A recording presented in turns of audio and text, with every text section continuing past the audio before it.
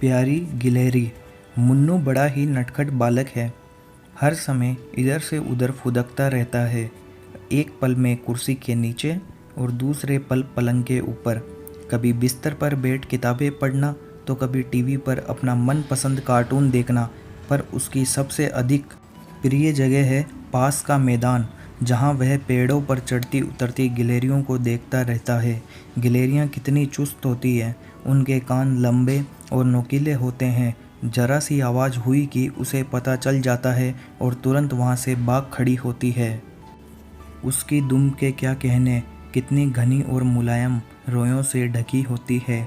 जब गिलहरी अपने पिछले पैरों के सहारे अगले पैरों से किसी फल को पकड़कर कुतरती है तो कितनी प्यारी लगती है। उसका तो बस एक ही काम है, अपने कोटर से निकलकर कभी इस डाली पर तो कभी उस डाली पर दौड़ लगाना। ऐसी फुर्ती से भागती है कि बस पूछो मत। मुन्नू तो उस मैदान में जाकर जैसे गिलहरियों की दुनिया में ही खो जाता है। पीठ पर 3 धारियों वाली गिलहरी का पीछा करते तो कितना समय निकल जाता है उसे पता ही नहीं चलता। ऐसे ही एक दिन शाम को वह मैदान में पहुंचा तो उसने देखा कि एक बिल्ली एक गिलहरी के पीछे पड़ी हुई है।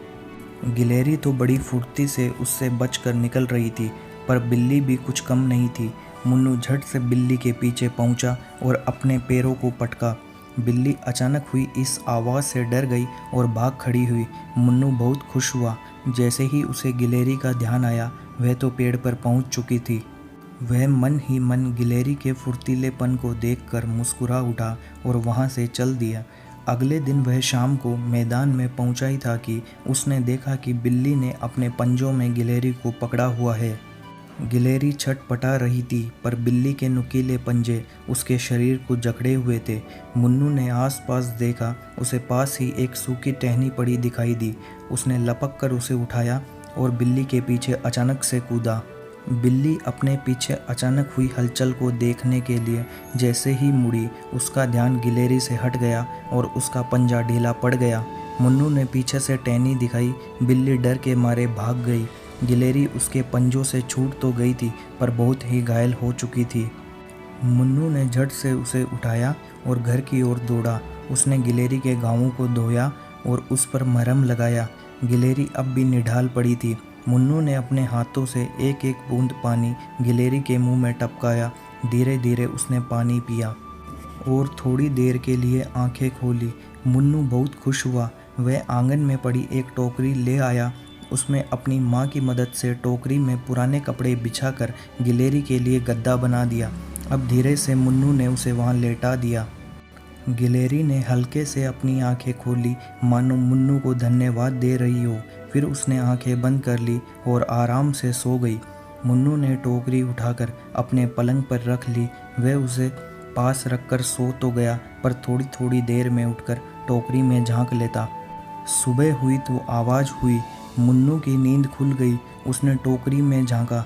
गिलहरी ने आंखें खोली हुई थी और पहले से बेहतर लग रही थी। मुन्नू ने फिर उसे थोड़ा पानी पिलाया और टोकरी में थोड़े से अनार के दाने डाल दिए। गिलहरी धीरे धीरे उन्हें कुतरने लगी। मुन्नू को आज बहुत अच्छा लग रहा था।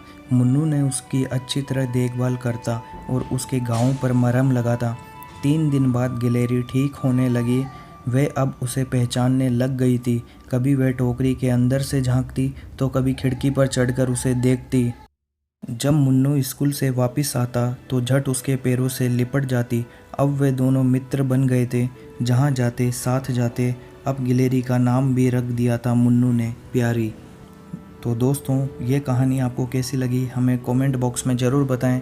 और अभी तक आपने चैनल को सब्सक्राइब नहीं किया है तो सब्सक्राइब कर लीजिए और साथ में घंटी वाले बेल आइकन को भी दबा लीजिए। इस कहानी को एक लाइक कीजिए। धन्यवाद।